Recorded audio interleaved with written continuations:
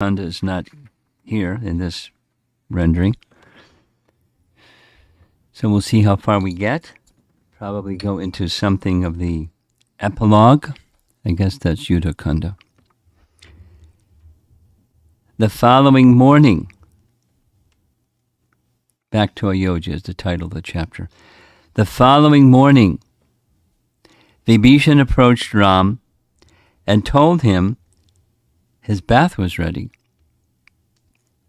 The Rakshasa said, hot and cold baths, as well as every sort of cosmetic, unguents, and perfume are ready. And we have prepared heavenly garments and garlands. Excellent maidservants, well versed in the arts of decoration, are at your service, O Ram. No thanks.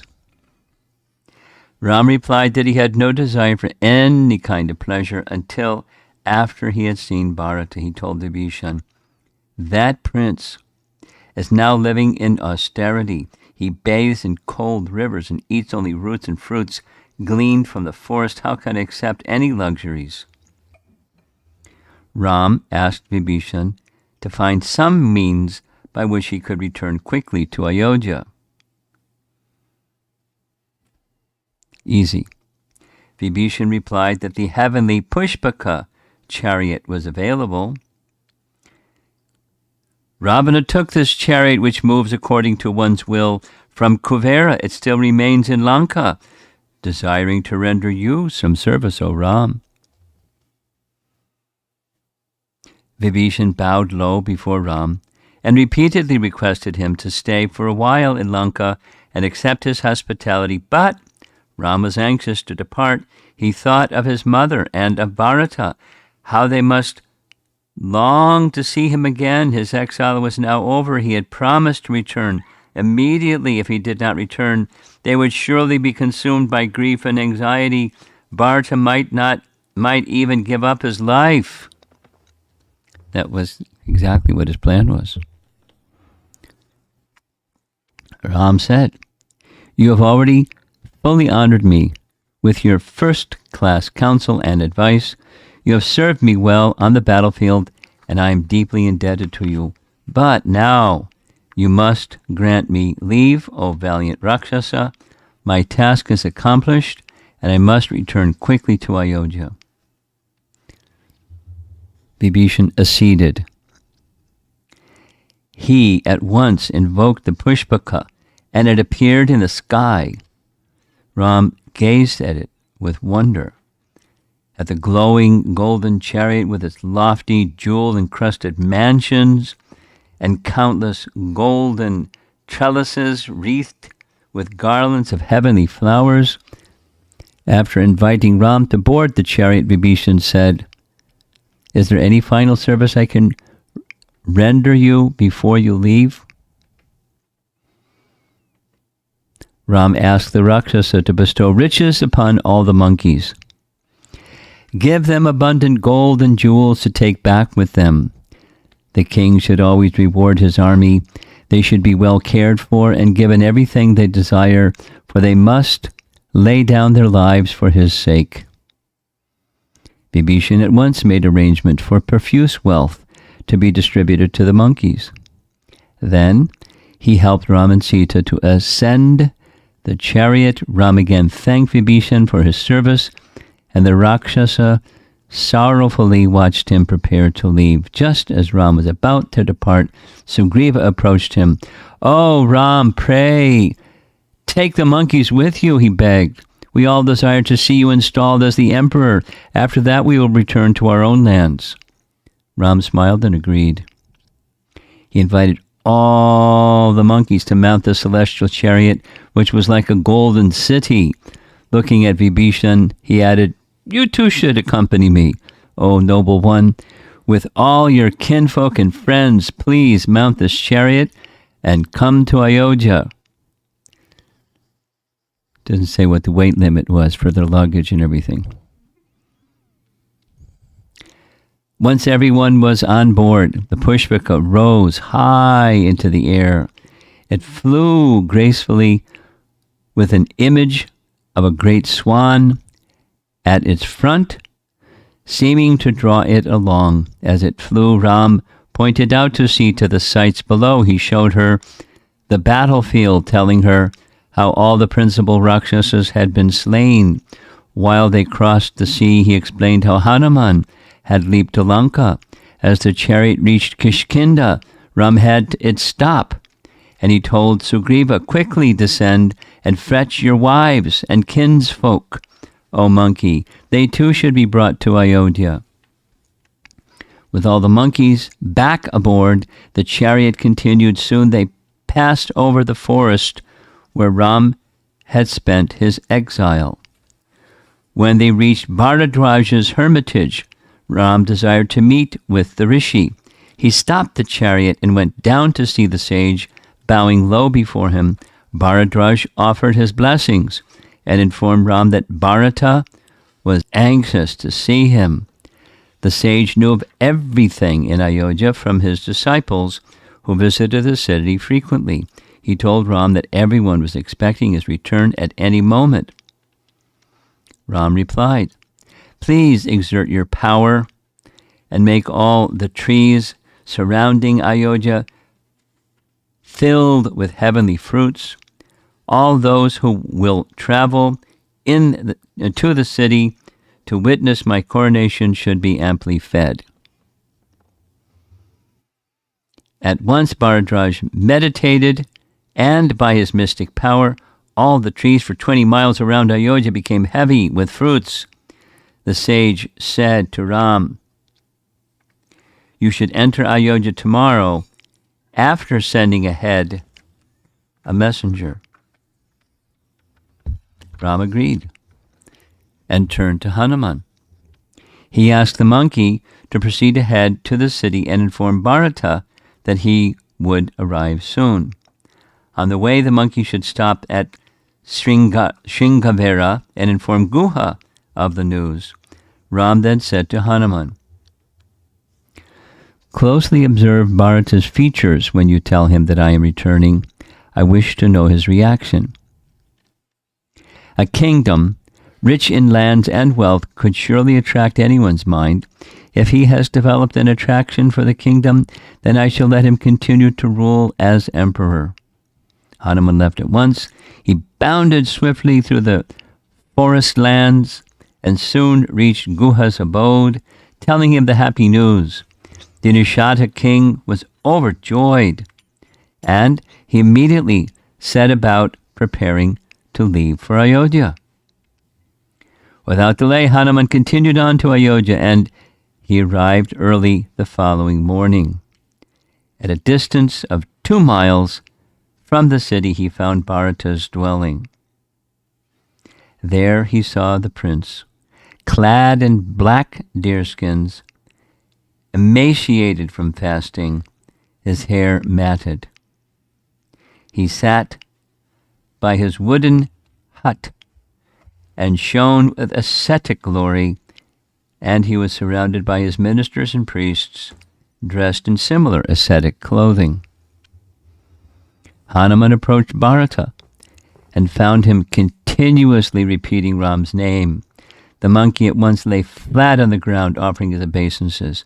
Then, with folded palms, he stood before the prince and said, "Having completed his exile and slain Ravana, Ram will soon arrive, accompanied by Sita and Lakshmana.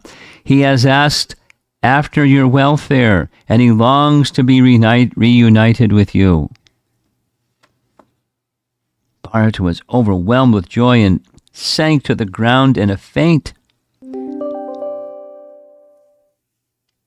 That was not intentional. Was that your computer? Yeah. Ah. Does it have other sound effects? What happens when the coronation happens? Fireworks or something? I hope not. After regaining consciousness, he stood up and embraced Hanuman. Now, they haven't met before. He's embracing a monkey, and he didn't even ask, like, "Who are you?" Maybe he heard about him or something. The prince shed tears of happiness, and he spoke in an exuberant voice. "Oh, monkey, I do not know if you're a god, a rishi, or what, but you have told me. You have told me the most wonderful news. I shall give you 100,000 cows and many beautiful maidens." What's he going to do with maidens? He's a brahmachari. Right? Adorned with gold and jewels. Bharata asked Hanuman to tell him in full what had happened to Ram since his departure. He's got to tell the whole Ramayana. Gosh, how many hours is that going to take?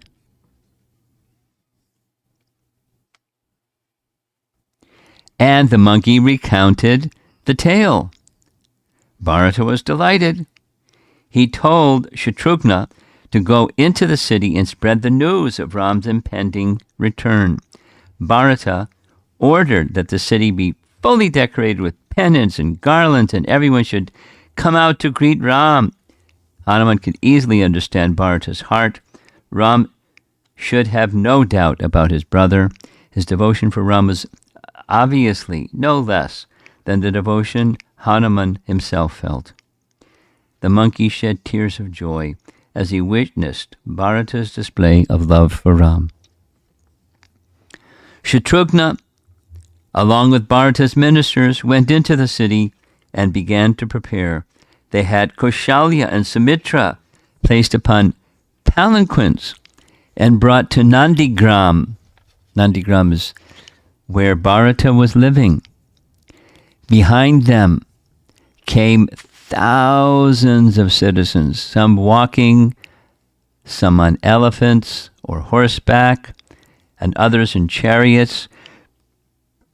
The blast of conches and the roll of drums was tumultuous.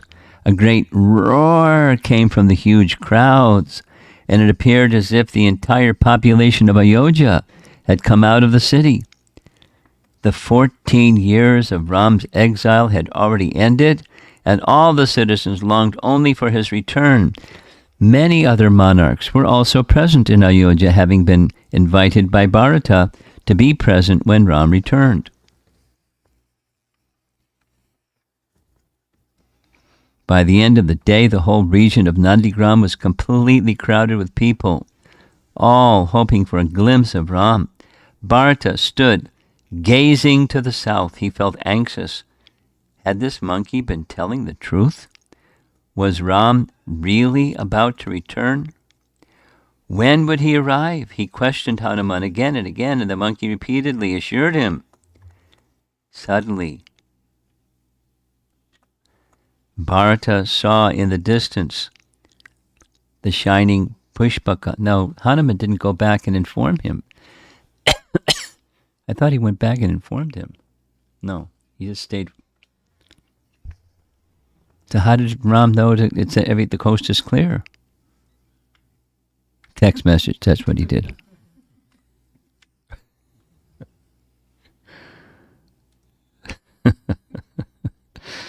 Oh, Krishna. Suddenly, Bharata saw in the distance the shining pushpaka. Hanuman then shouted, pointing it out to Bharata.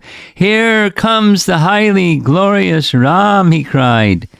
The shout was echoed by the crowd of citizens, and a great clamor arose.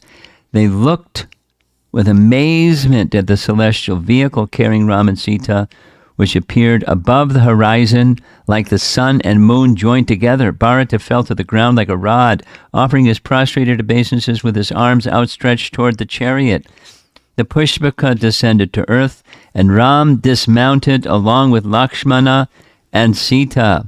Bharata ran over to them with Shatrughna, and the four brothers embraced each other for a long time.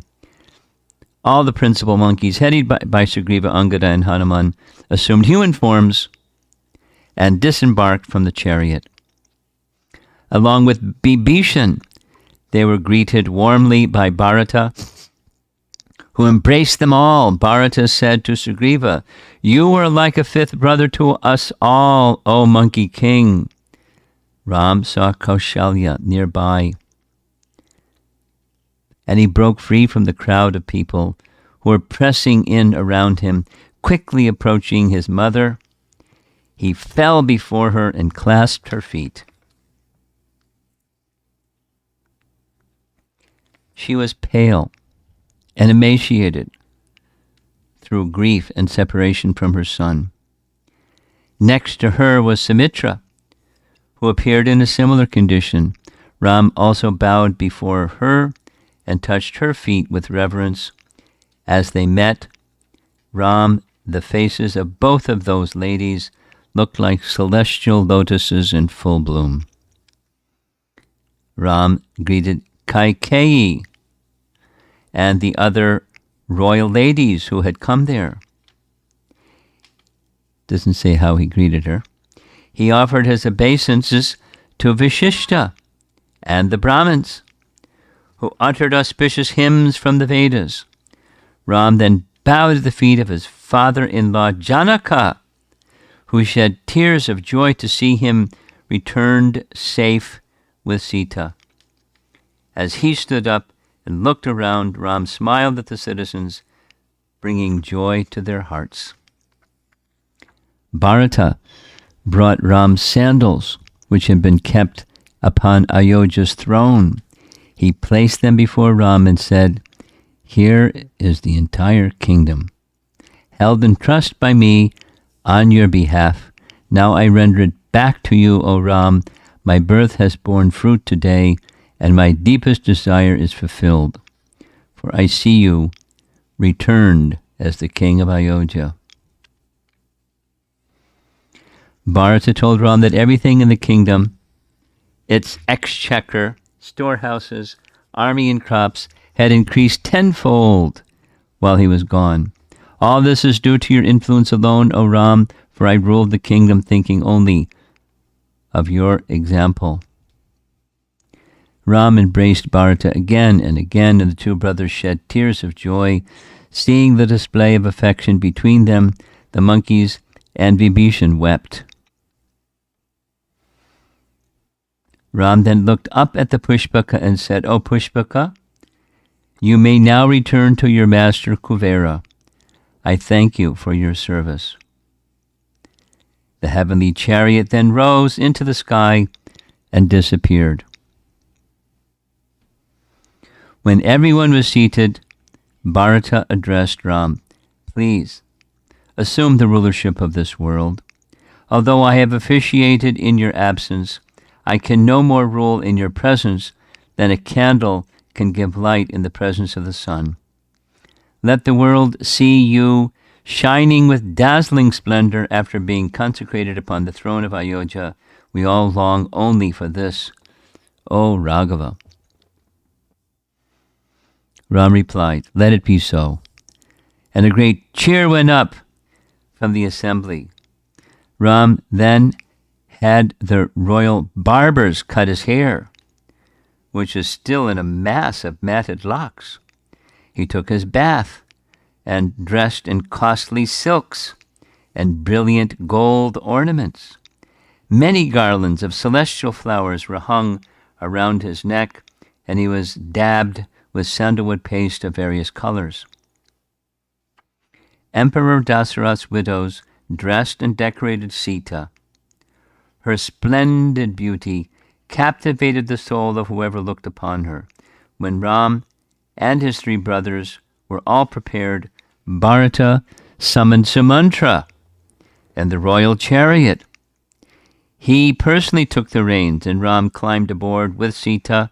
As the chariot proceeded toward the city, Lakshman and Vibhishan fanned Ram on either side with white whisks, while Shatrughna held the royal parasol over his head. Hundreds of sages walked in front of the chariot, chanting mantras and hymns. Behind the chariot came Sugriva, still in human semblance, riding upon a great elephant, and followed by 9,000 other elephants bearing other monkeys. The procession moved in state through Ayodhya, accompanied by the blast of countless conchas and the roll of thousands of drums.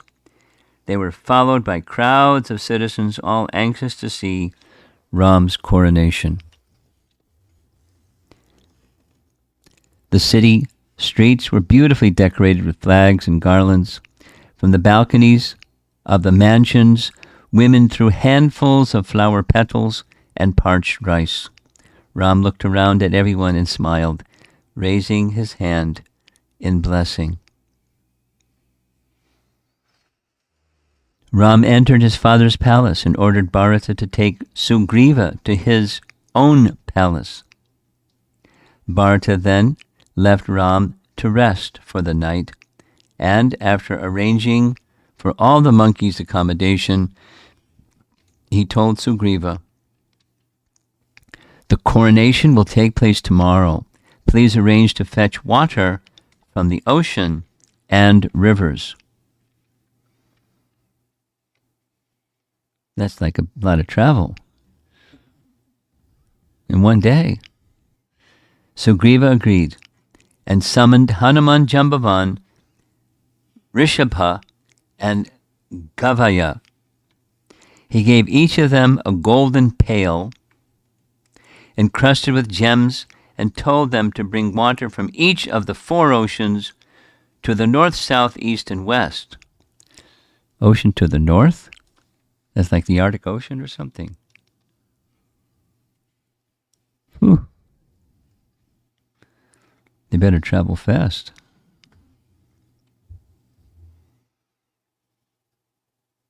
The monkeys bounded away and swiftly carried out the order. Another 500 monkeys fetched water from different sacred rivers all over the country. By morning, all this water had been given to Vishishta for the ceremony. They didn't even stop for lunch. The coronation began early in the morning, and Ram was ritualistically bathed by the Brahmins. 16 beautiful virgin girls consecrated him in accordance with the scriptural procedure. Following this, Ram was bathed by his ministers and chief warriors, and then by the leaders of the trading community. From the air, the 4 guardians of the worlds sprinkled Ram with celestial nectar. When the bathing was over, Vishishta had the crown placed on Ram's head. The crown had been created by Brahma and was first worn by Manu himself. It shone with the brilliance of the sun. Wearing that golden crown, and seated upon a throne made of precious stones, Ram was radiant and difficult to behold. Seated next to him was the exquisitely adorned Sita, enhancing Ram's grandeur and magnificence. Vayu came in person and presented to Ram an unfading garland of 100 celestial lotuses, which imbued its wearer with unfailing vigor and energy. At the urging of Indra, he also gave Ram a priceless necklace of pearls interspersed with heavenly jewels of every variety. Taking that necklace, Ram turned and placed it on Sita's breast. She immediately lifted it in her 2 delicate hands and glanced over at Hanuman. Understanding her desire, Hanuman knelt before the princess, and she placed the necklace over his head. Rising up again with that celestial ornament on his chest, Hanuman appeared like a dark thundercloud decorated with lightning bolts. Gandharvas sang while the Apsaras danced their mind-stealing dances, filled with movements and gestures deep with meaning. The huge crowds cried out, "Victory to Ram!" and "All glories to Sita and Ram." Only 1 paragraph left and we're done. The earth itself seemed to rejoice and gave forth abundant crops and fruits, as well as flowers which released a delightful fragrance carried on gentle breezes. The gods filled the canopy of the sky, and all the divine beings experienced the highest ecstasy upon seeing Ram united with Sita. Last paragraph is 2 sentences. Ram turned to Sita and smiled. His purpose was fulfilled. But it doesn't say the end. There's epilogue. How long is the epilogue?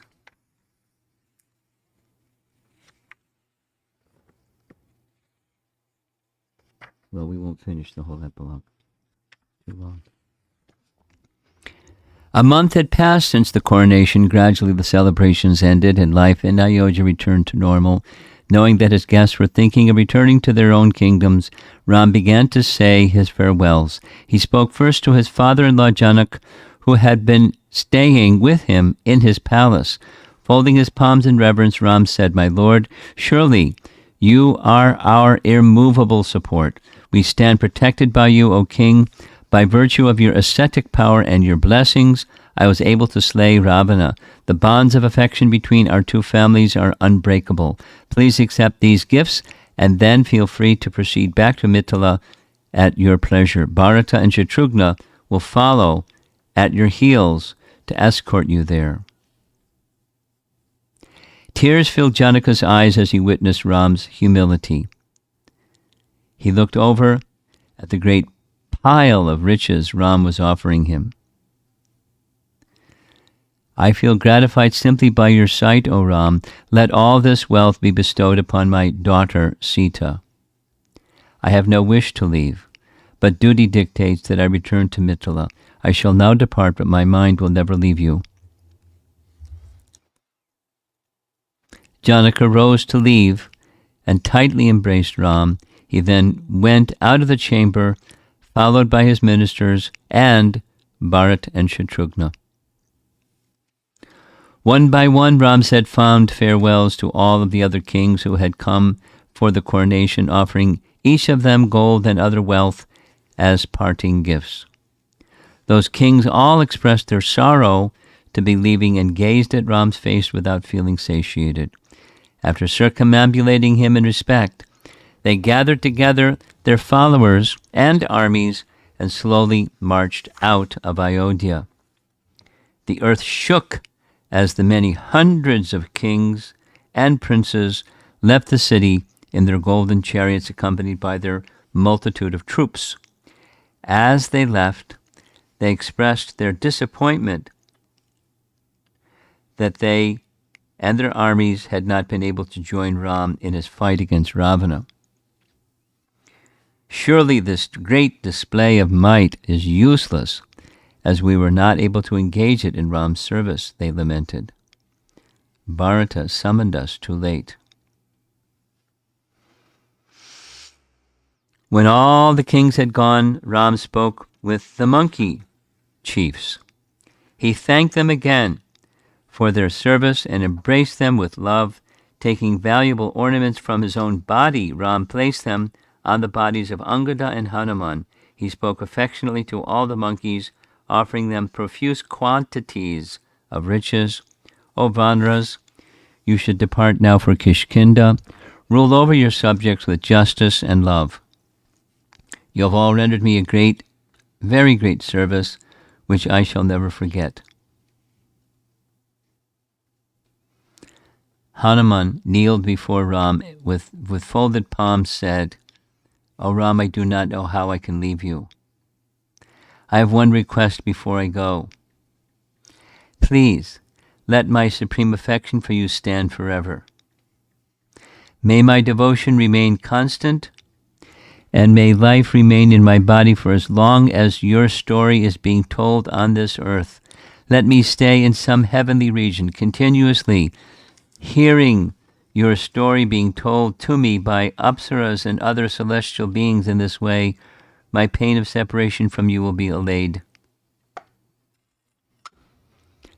Ram smiled. "It shall be so, O Prince of Monkeys. Your life and indeed your fame Your fame will endure for as long as my story lasts in this world. That will be for as long as the worlds themselves last. I am forever indebted to you, O monkey. May my obligation to you stay always in my heart. May the time never come when I need to repay your service, for such times are times of difficulty. The monkeys, who felt as if the past month in Ram's company had been only a day, reluctantly departed from Ayodhya, their eyes filled with tears and their minds absorbed in thoughts of Ram. Ram then said his farewell to Vibhishan, asking him to rule Lanka with righteousness. He also instructed the Pushpaka chariot to make its way back to Kuvera. He already did that. Within a few days, everyone had left, and Ram began to rule his rule of Ayodhya, assisted with Lakshmana and guided by the rishis. Within some days of his guest's departure, Ram was visited by a number of great sages headed by Agastya. After they had been received with all respect by Ram, they took their seats in his assembly hall.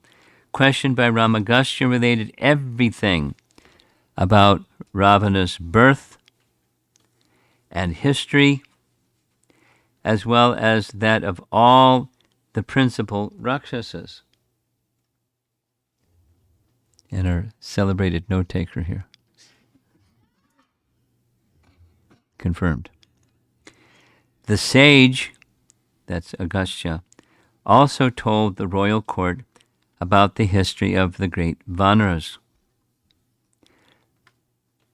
That was whole kanda, just one paragraph. After Agastya had finished speaking, Ram said, "Oh, powerful sage, I'm amazed at hearing your wonderful narrations.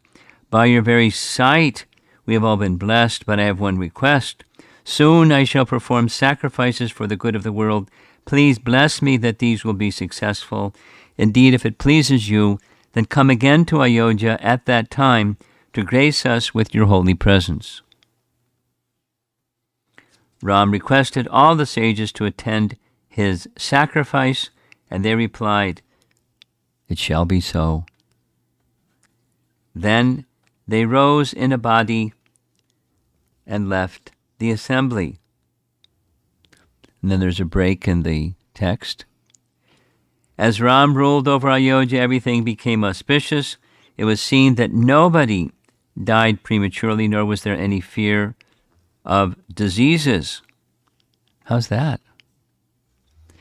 The world had no robbers, and no one suffered any harm from others. Every creature felt pleased, and all men were devoted to righteousness. They performed all their duties as service to Ram, and they always thought of him within their hearts. Rains fell when desired.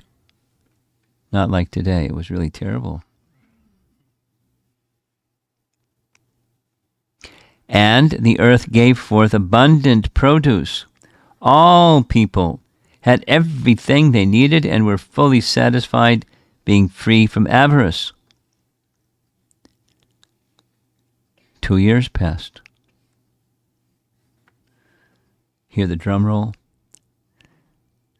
One day, Ram was walking with Sita in the palace gardens. Having just heard that she had become pregnant, he smiled broadly and exclaimed, "Excellent! Oh, beautiful lady, tell me, what desire of yours should be fulfilled?" As they strolled, Sita admired the many blossoming trees and bushes in the garden. She was reminded of her time with Ram in the forest. Remembering the celestial beauty of the forest, she said, "O Lord, I have a longing to once more visit the penance groves inhabited by the sages. Let me stay there for a night at the feet of those rishis." Ram squeezed Sita's hand. "O princess, it shall be so. You will surely go tomorrow." You hear the drum roll, right? We know what's coming. The couple sat down in a shaded bower, where they were entertained by Apsara and Naga damsels, who danced to the exquisite music played by the Gandharvas. Soon the sun set, and they retired for the evening into the palace's inner chambers. The following morning, after he had performed his religious rituals, Ram entered his council hall. Taking his seat on a great golden throne, he inquired from his chief minister, "Oh, Bhadra, tell me, what are the talks of the people? What do they say about me and about my rule? Kings who are not devoted to duty are criticized everywhere." With joined palms, Bhadra replied, "O king, delightful are the talks I have heard from the people. Mostly they discuss your conquest over Ravan and recovery of Mother Sita." Paragraph. Bhadra glanced downward as he spoke, and Ram, catching the gesture, asked, "What else did they say, O minister? Leave nothing out.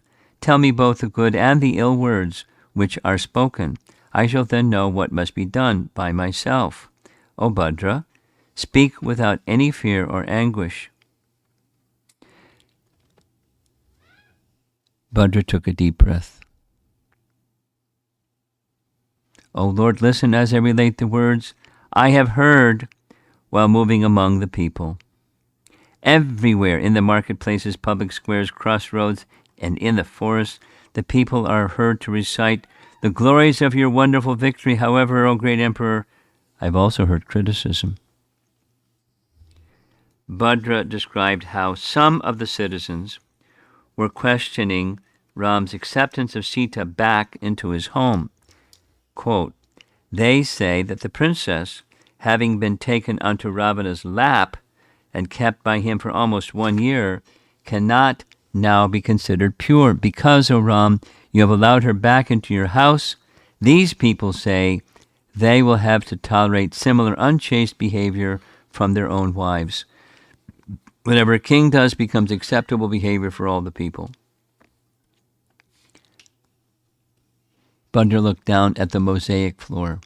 Tears fell from the corners of his eyes. He had not wanted to tell his master about the criticisms, but he knew that nothing could be kept concealed from Ram. Ram appeared shocked. He looked around at his other ministers. Is this true? Are there such talks indulged in by the citizens? All the ministers appeared aggrieved. They affirmed what Bhadra had said, each of them bowing low before Ram as he spoke. Ram became pensive. He dismissed the court and asked that Lakshman be summoned.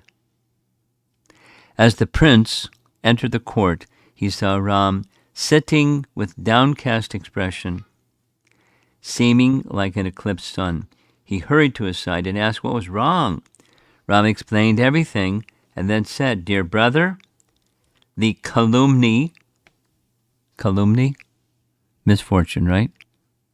Misfortune, calumny. Who's got a cell phone? C-A-L-U-M-N-Y. C-A-L-U-M-N-Y.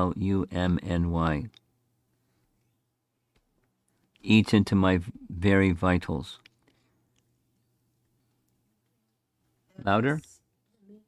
What? What? What does it say? So making of false and defamatory statements about something in order Making of false statements. to damage husband. Like gossip. Gossip. The act of uttering false charges Okay. The act of uttering false. and misrepresentation intended to harm others' reputation. Okay. Calumny. I've heard that before. Okay. Dear brother, the calumny of the people eats into my very vitals. It can never be tolerated by a virtuous monarch Surely I knew that this criticism would ensue, and thus did I test Sita at the time of her return.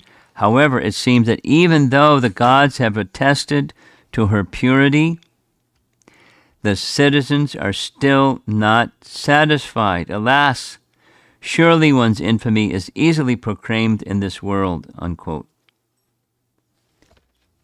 Ram shook his head and went on. Infamy is to be avoided by all means. It is censured even by the gods. As long as one's infamy remains current on earth, one stays in hell. Great souls always endeavor for fame and good repute in this world. To avoid disrepute, I would give up my brothers or even my own life, what to speak of Sita. You hear the drum roll, right? Ram instructed the astonished Lakshman to immediately take Sita out of Ayodhya and into the forest where she should be left. She was already expecting to go there for a visit, so he would not need to tell her the truth. What? Ram spoke gravely.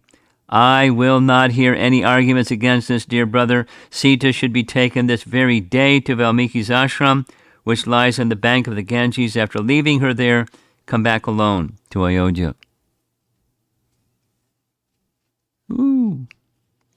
Having spoken, Ram left the court and went with his heavy heart to his personal quarters.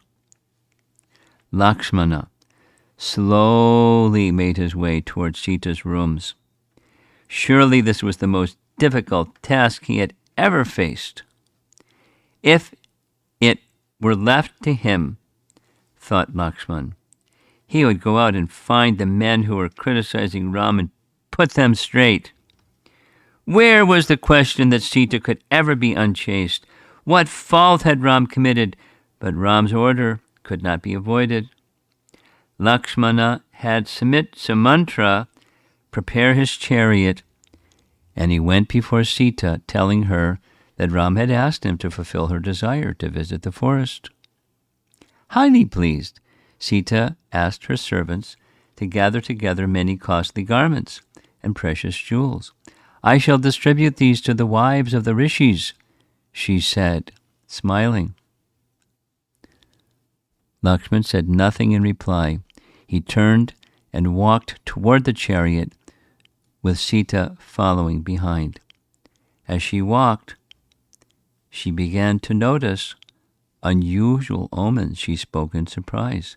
Oh, son of Sumitra, why is it that my right eye throbs and my limbs shiver? My heart feels heavy and my mind is filled with anxiety. The earth itself seems distressed, and all quarters appear desolate. May all be well with my Lord, and indeed with all living beings.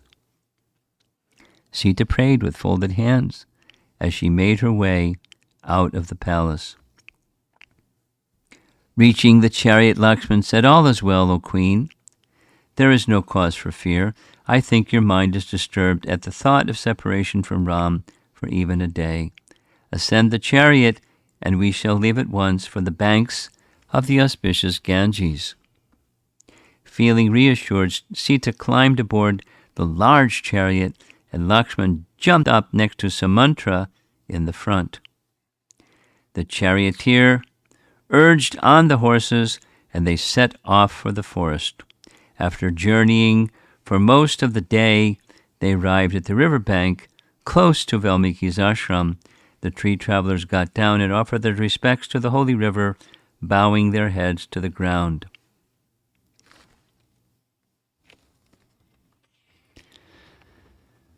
I don't know how we're going to end. It's somewhere in the middle here.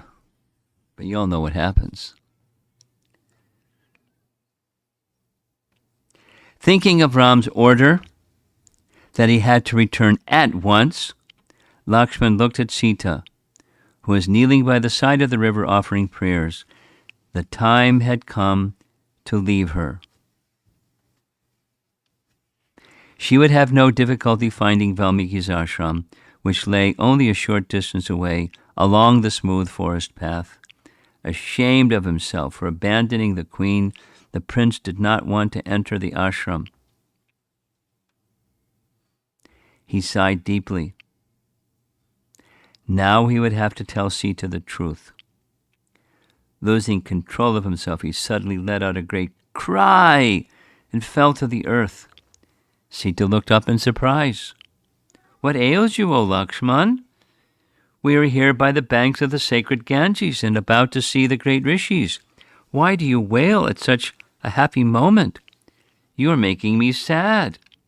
I know you are always by Ram's side. Is that the separation from him? Is it that the separation from him for even 2 days is so intolerable, O hero? Take heart. Ram is just as dear to me, but I do not give way to such sorrow."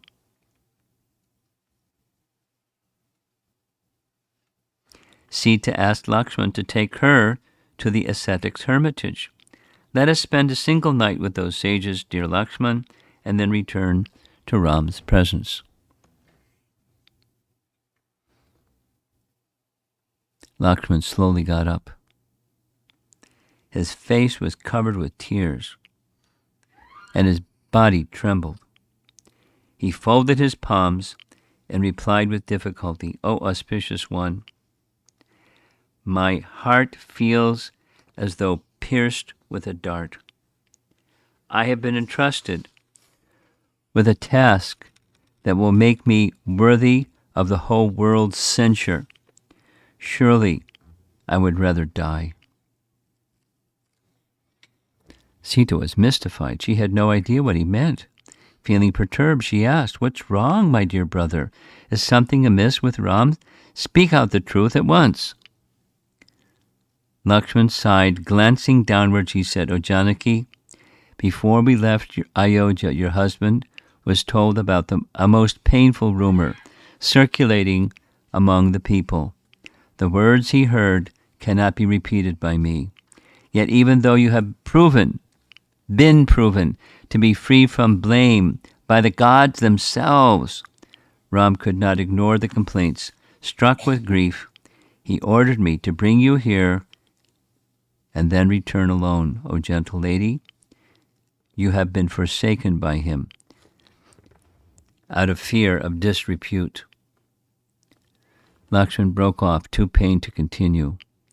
Sita stood as though petrified. She could hardly believe what she was hearing.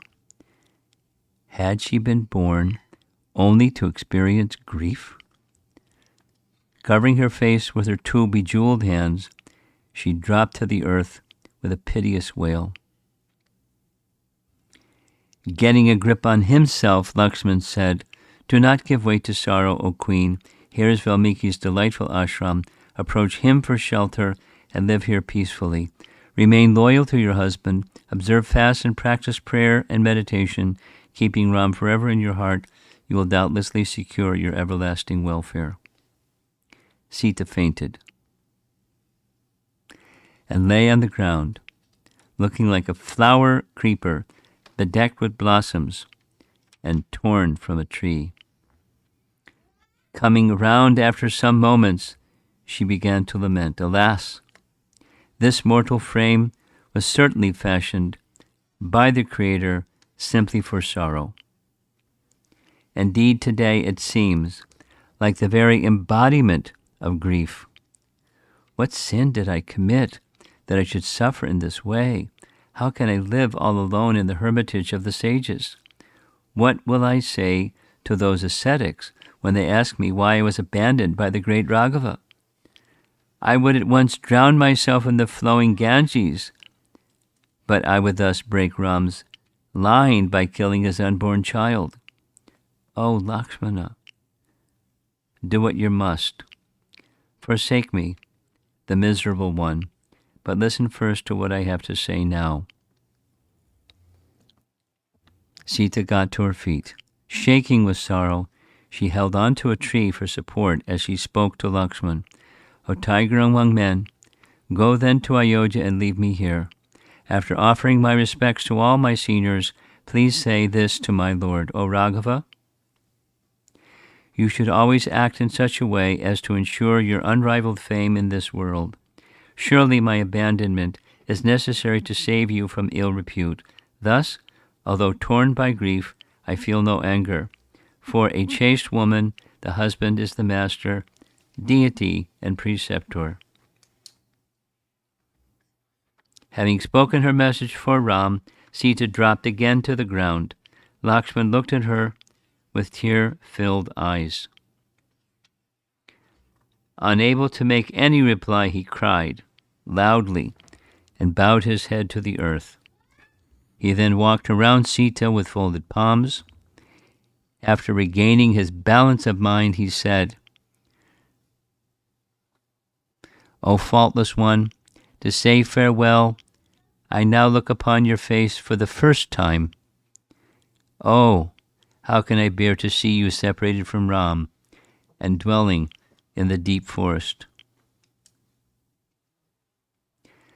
Crying, Lakshman bowed again to Sita and then ascended his chariot where Sumantra sat in silent sorrow. He urged on the horses and the chariot moved off. As he went along the path away from the river, the grief-stricken Lakshman could hear Sita's plaintive cries echoing through the woods, resembling those of a peacock calling for its mate. Shortly after Lakshman had left, a couple of young ascetics were walking in the woods to gather firewood when they heard Sita's sobs. Spying her through the trees, they ran back to their hermitage and spoke to Valmiki. Sir, some noble lady looking exactly like the goddess of fortune lies near the riverbank, crying loudly in despair. Perhaps she has descended from the heavens. She certainly does not deserve any pain or sorrow. In our view, she is a divine woman who has sought your shelter, O Lord. We feel she is worthy of your protection. Valmiki could understand everything by virtue of his inner vision. Taking up an offering of arghya, he went quickly toward the river, followed by his disciples. The effulgent sage found Sita lying with her arms outstretched, weeping. He spoke to her comfortingly. O gentle one, I know you are Dasarath's daughter-in-law and the beloved queen of Ram. I am Valmiki. Welcome to my hermitage. By my meditations I have understood why you are here. Indeed, all that exists within the three worlds is known to me. I thus know of your purity and blamelessness. O child, be composed and accept this offering. Come with me to the ashram of the female ascetics. They will surely take care of you as if you were their own daughter. It will be exactly like your own home. She bowed respectfully to the sage and accepted the arghya he was offering. She replied, Let it be as you say, O great Rishi. Valmiki led the way to the ladies' ashram. As they reached the secluded and delightful part of the woods, some of the elder ladies came out to greet them. One of them asked, What would you have us do, O greatest of sages? Valmiki introduced Sita to the ladies and asked that they take good care of her. He told them that she was expecting Ram's child and should be offered all affection and respect exactly as they would show the sage himself. Receiving their assurances, he then returned back to his own ashram. Sita began to reside with the ascetics, her mind always wrapped in thought of Ram. And there's a break in the writing. I think that's where we'll end. So, does anyone here that did not receive and would like to receive those two documents that explain what we just read, like the reason behind and all of that? You've all received it. Okay.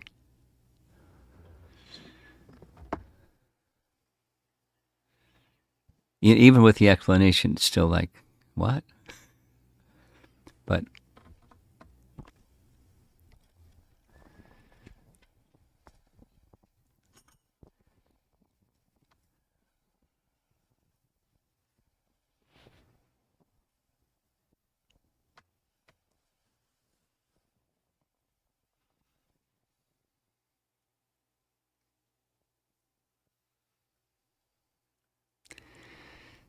Sita came from the earth and is going to return to the earth, and in between there's, transcendental emotion of all variety, but really big on the joy side and really big on the sorrow side, and all other varieties of emotion.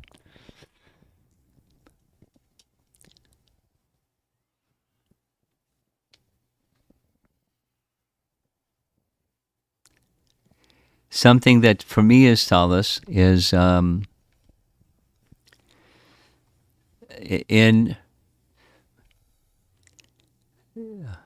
the fifth canto of the Bhagavatam, which is really a difficult, the Vedic cosmology is really difficult to understand, to say the least. But one of the sections in the central island of Bhumandal is Jambudweep, and Jambudweep has in its middle Sumeru, an upside-down golden mountain with the broader part at the top and the narrow part at the bottom. And around the sides of Sumeru are 9 varshas. 9, 4,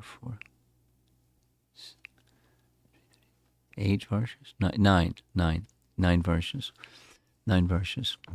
And one of those varshas is where Hanuman is. Kim Purusha Varsha.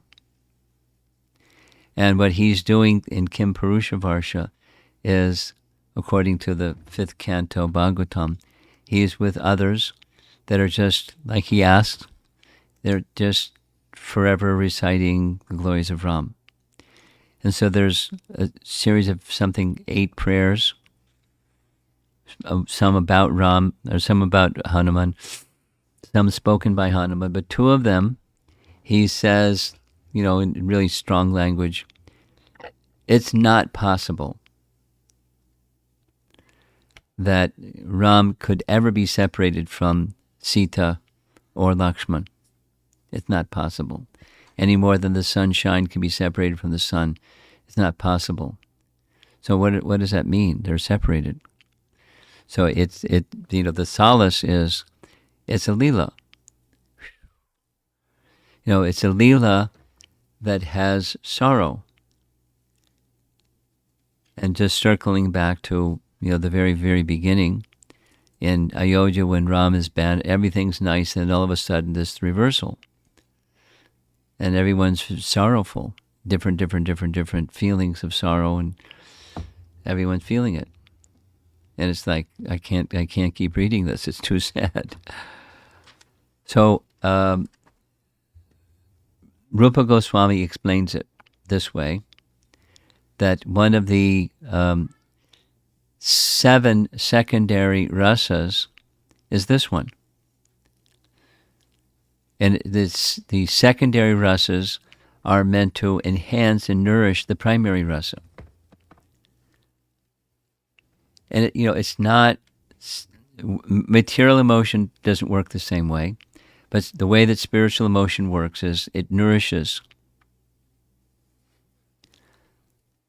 astonishment.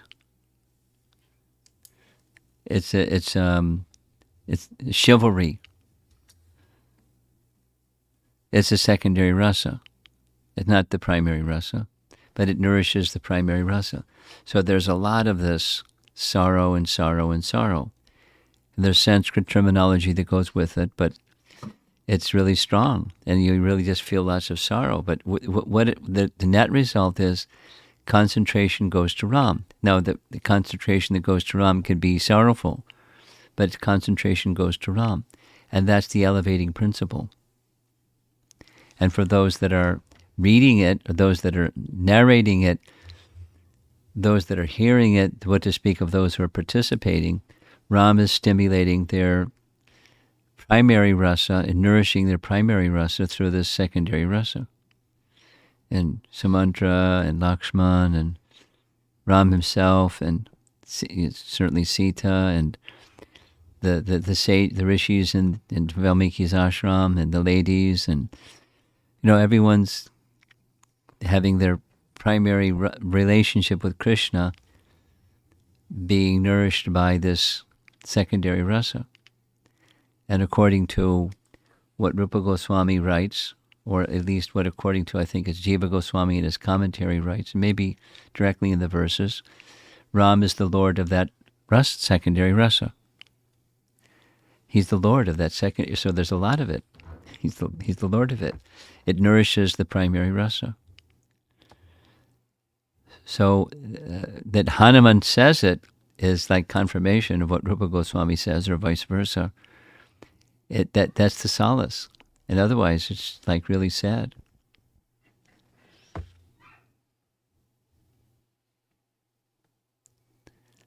And then it comes again, then it comes again, then it comes again. Whew.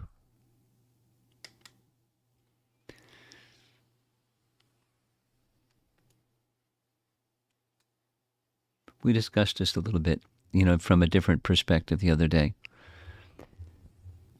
Let's see if there's some discussion on whatever you'd like to discuss. Hi, Krishna Guru Maharaj. I'm thinking in the sense of women having a dignity. So here seems Mother Sita was rejected twice by Lord Ram. Yes. But she still never ever lost the sense of respect or love for Lord Ram.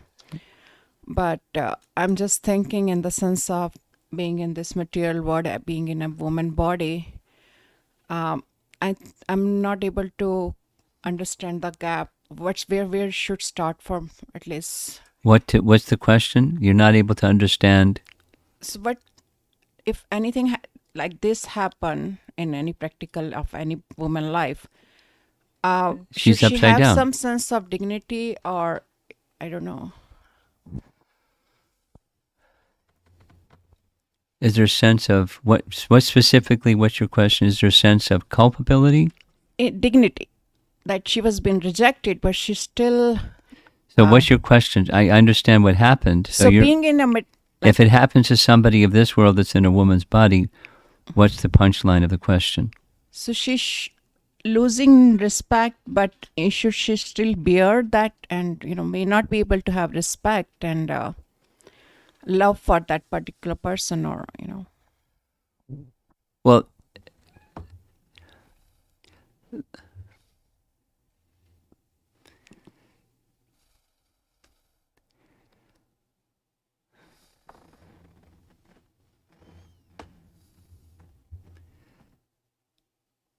love is transcendental. Reality is transcendental. During the discussion in the afternoon session, there was a discussion about happiness.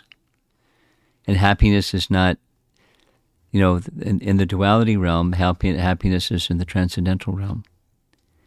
So love is also not in the duality realm, it's in the transcendental realm. Real love is in the transcendental realm. And real love, this is kind of like a real basic teaching that Prabhupada said on a number of occasions. And if my memory serves me right, it's something that George Harrison writes in his introduction to Krishna book, or preface, or whatever it is, that, love, the tendency to want to love and be loved is misplaced, and is properly placed when it's reposed on Krishna. So transcendental love is transcendental love. It's not conditional, and it's reposed on something that's infallible. Ajita. There's Jita and there's Ajita.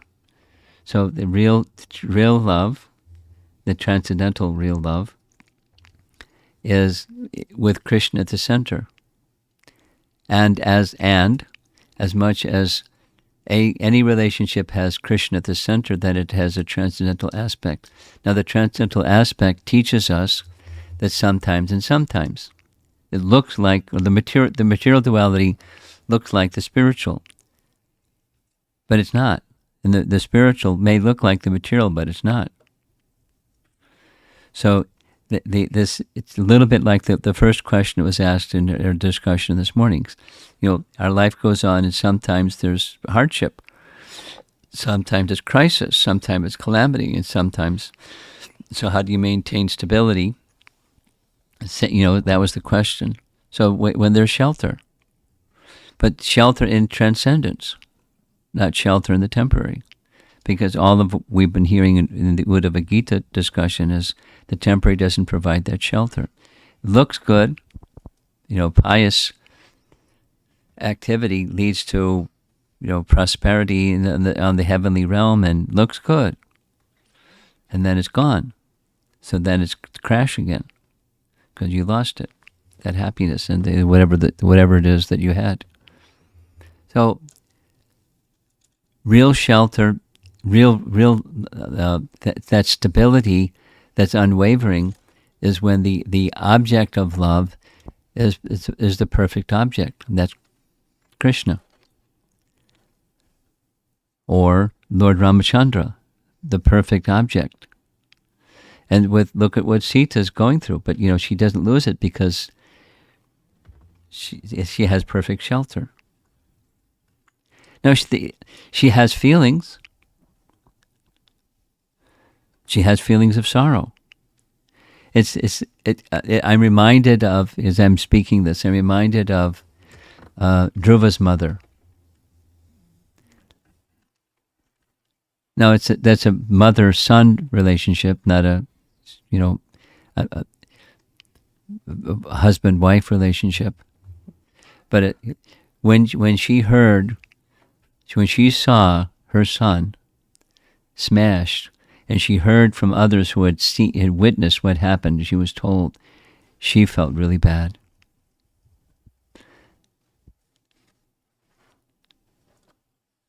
So it's not bad feelings as what, you don't have any bad feelings when you're in transcendence.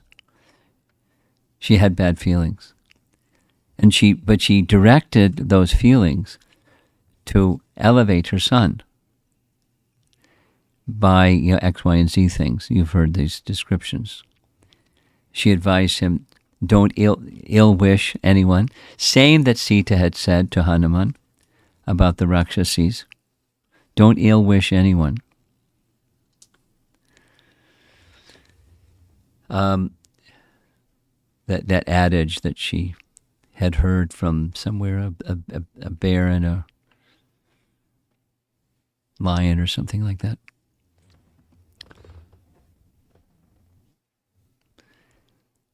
So having emotion that looks sad or sorrowful or hurt in transcendence, that's there. This is here because that's there. But she's fixed in transcendence. She advised her son the path of higher consciousness. And she didn't say, you're wrong for feeling these ways. Just don't get in a get-back mood. And what your stepmother said was right. I mean, she didn't say you have a nice stepmother, but she just supported what she said. Take shelter of Vishnu.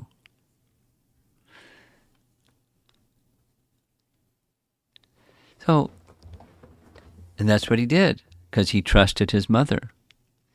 And, the whole thing is just an amazing story. I'm going to the forest. So what mother is going to let a 5-year-old boy go off to the forest alone? No way. It's against motherhood. It can't happen. She did it with full confidence that the Supreme Lord would protect her son. And sure enough, the Supreme Lord more than protected her son. But she had that kind of faith. So she was able to maintain because she had that kind of faith or relationship. Now, where did she get that? She got from Swayambhuva Manu, at least. Not from Uttanapada, but the relationship of her being fixed was from the source, and through someone that had it and it gave it to her, and her receiver was on, and so that's like that story, and that's how it's possible, even other than the goddess of fortune. She had because she's the goddess of fortune, and those that aren't the goddess of fortune can have if they have that shelter. Now, easier said than done, but that's how it's possible. So we cultivate access to that shelter and detachment from the temporary, which is what this whole Uddhava Gita section is about. At least so far, 4 chapters. It's like a machine gun. Bullet after bullet after bullet on a knowledge and detachment, so one can be factually attached. That's what the Bhagavatam is helping us to become actually attached. The obstacle is temporary attachments, thinking something other than transcendence, having attachments for other than transcendence. For example, thinking I'm a woman, or I'm a man. I'm listening to a section, the end of chapter 8, after Kunti does all of her prayers, and Yudhishthira asks Krishna to stay. He stays. The final part is Yudhishthira's lamentation, and his lamentation is, I've not protected my citizens. He specifically, Prabhupada spoke on it at length. Women are not protected. The children are protected. The elderly are not protected. Look at me. What a wretched person. Now, Krishna wanted him to do what he did, so there was nothing wrong, but he was thinking of that sense of protection. Because he's a king. That's what kings do. Kshatriya, protect from harm. And I failed. So you can have feelings. And, the course correction for those feelings is attachment to Krishna. That's one of the things that Krishna wanted, that even Krishna could not uplift, so that Bhishma Dev could uplift, to shine the spotlight on the glorious grandfather Bhishma. And it worked. And the way that it worked was, this is the plan of the Supreme Lord. Right? And it worked, because it was. Now that's when you're attached to the Supreme Lord. And if you're not attached to the Supreme Lord, then it's the ocean of waves going up and down and all around. Lifetime after lifetime. Whatever the species and whatever the gender, whatever the nation, whatever the color, whatever the... And so the opportunity to get out of that ocean is attachment to transcendence, attachment to the Supreme Person. Until then, it's going to be a rough ride. So our scriptures are filled with helping us to become freed from that, including this. Like it really hurts. I'm not in a woman's body, and it really hurts. Who can imagine? So how did she pull through? Which is your question. Complete faith. No other shelter. That's Chaitanya Mahaprabhu's teaching. My dear Lord, you can do with me whatever you like. And that's easy to say. It's a nice verse. You can embrace me, you can neglect me, you can trample me. You can do whatever you like. Only one thing. Causeless devotional service, birth after birth. That's the place we want to go to. And until we get there, it's a rough ride. Even hearing transcendence, as we discussed earlier on this topic yesterday, even hearing transcendence, we have our, flash points or trigger points. We get triggered and, we're in some other, like what happened. Even when it's transcendence is the topic.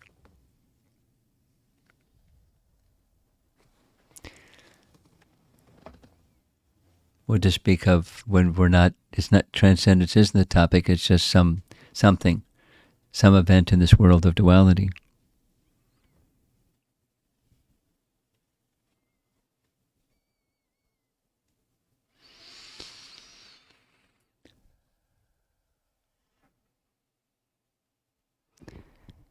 Okay, let's see if there's something else. How about anything from your notes for this evening?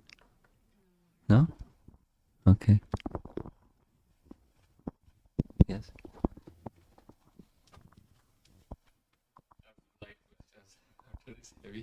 Yeah. Okay. What kind of social system was there in Valmiki Rishi's ashram? The way described, many women living there, and are they vanaprastha or they are sannyasis, or what kind of system they have there?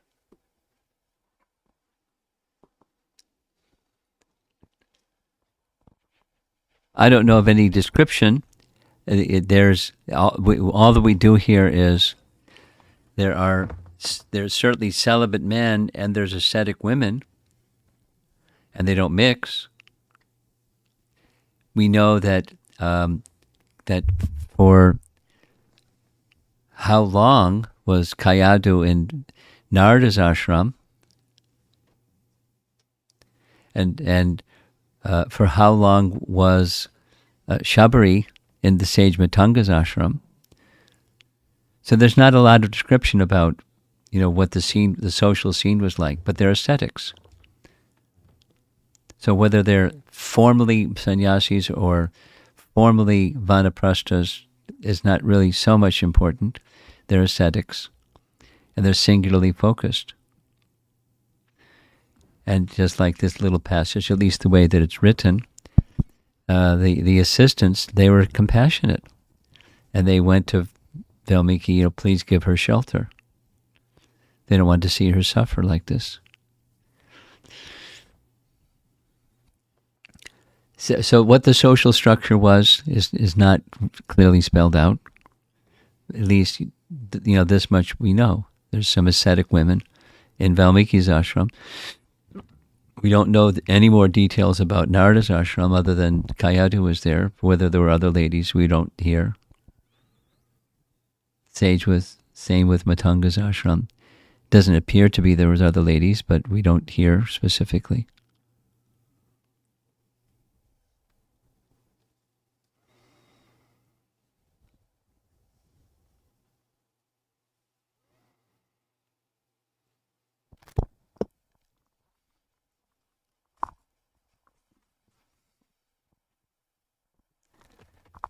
Hare Krishna Guru Maharaj. I was wondering why Lord Ram chose not to reveal the rumor to Mother Sita before sending her away, and Lakshmana was put in the spot to reveal the truth. And Lakshmana was what? Put in a spot to reveal the truth to Mother Sita after reaching the ashram. Is there any lesson to learn from that or significance? You want to answer that one? Give him the microphone. I don't have any immediate thought.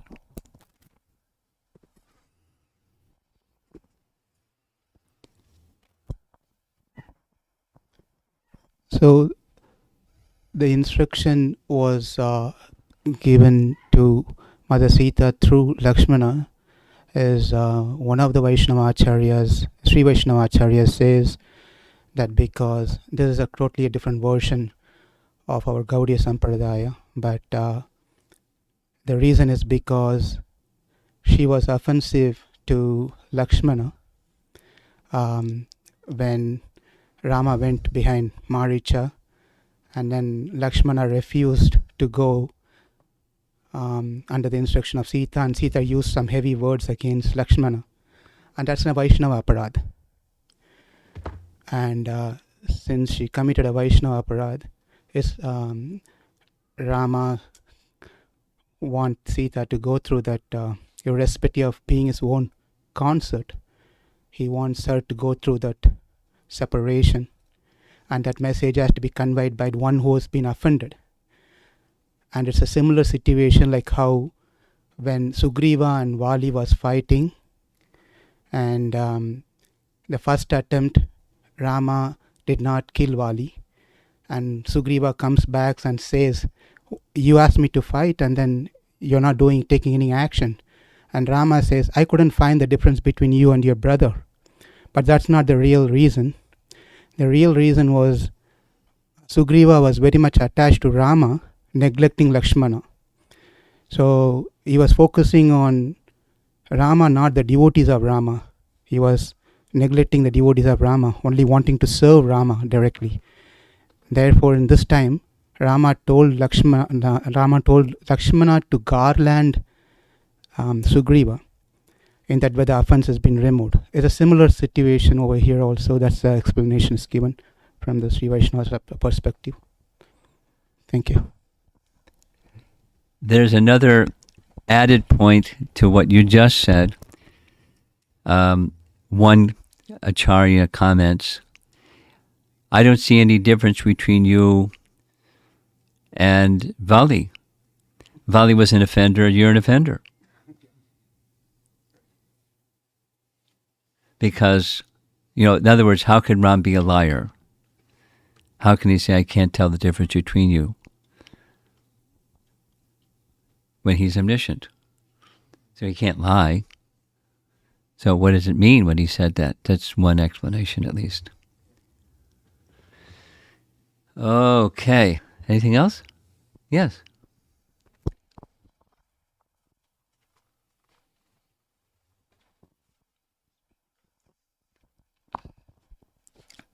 So one of my questions is like, why did Lord Ram decide to like abandon Sita in the Valmiki's hermitage? I mean, one of them was that he promised her to stay for one day, but is there instead of taking her to her parents' home, like Janaka and those, why did he decide to take her there? And then the other one was not sure if it's possible to find out, but what did King Janaka think when did he is there some explanation of what he was thinking when he found out what happened to her?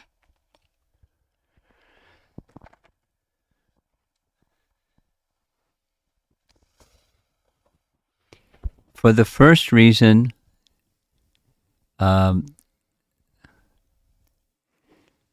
there's an outcome that was facilitated by going to Valmiki's ashram, and that outcome was that Love and Kush could then be trained in Valmiki's recitation of Valmiki's Ramayana, and that they could absorb themselves in glorifying Ram going into the future, and they eventually became the next king.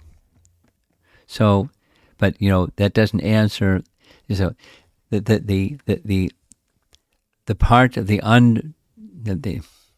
not yet unfolded part of the Leela was Love and Kush would be trained in reciting Ram's pastimes, and that the one to do that was Valmiki, not Janaka. Now that's just a practical understanding of why Valmiki instead of Janaka. And how did Janaka feel? That's a good question.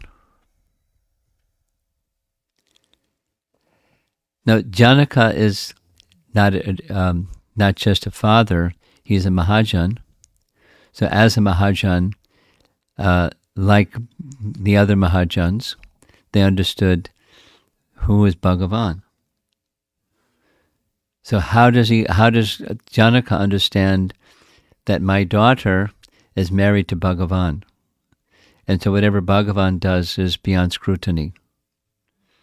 Now maybe that's Janaka's understanding. Maybe he understood exactly why Ram did what he did, because he's a Mahajan, not just a father. You any insights on this one? How did Janaka take it? That's it. Okay. But I just want to add Okay. Microphone. the explanation is given where the previous night, like Maharaj, you just said about Sita wants to go Yeah. to the forest. The further explanation is given by the commentaries where she expressed that she wants to have her delivery among the sages in the ashram. That's explicitly told in the commentaries. And then regarding Janaka, it's unlike our today's current situation where the in-laws get interfered in the decision of husband and wife. That's not the culture those days. Once they give the girls off, they let the family to deal the situation, good or bad. They don't really get interfere into the situation. And that's not what Sita decided to have also, to go to her parents' place to deliver. She wants to go to the sages. Thank you. Not interfering is one thing. How did Janaka feel about it is another thing. But, his feelings are guided by transcendental knowledge, not guided by worldly, fatherly, and other kinds of worldly feelings, because he's a Mahajan. And Sita is the goddess of fortune. I guess that's why his name is mentioned in Bhagavad Gita. Bhagavad Gita, Krishna takes his name as an example. Okay, delicate topic, huh? Any other delicate questions from our delicate topic? I don't see any hands. Do we have anything online? Yes, Maharaj. There is one. I guess it's been already answered, but I can still read the question. From Sanjari Dasi Mataji. Apologies if you had already covered this. How do we understand Lord Ram not telling Sita Devi directly that she was going to be banished? I think it's been covered. Okay.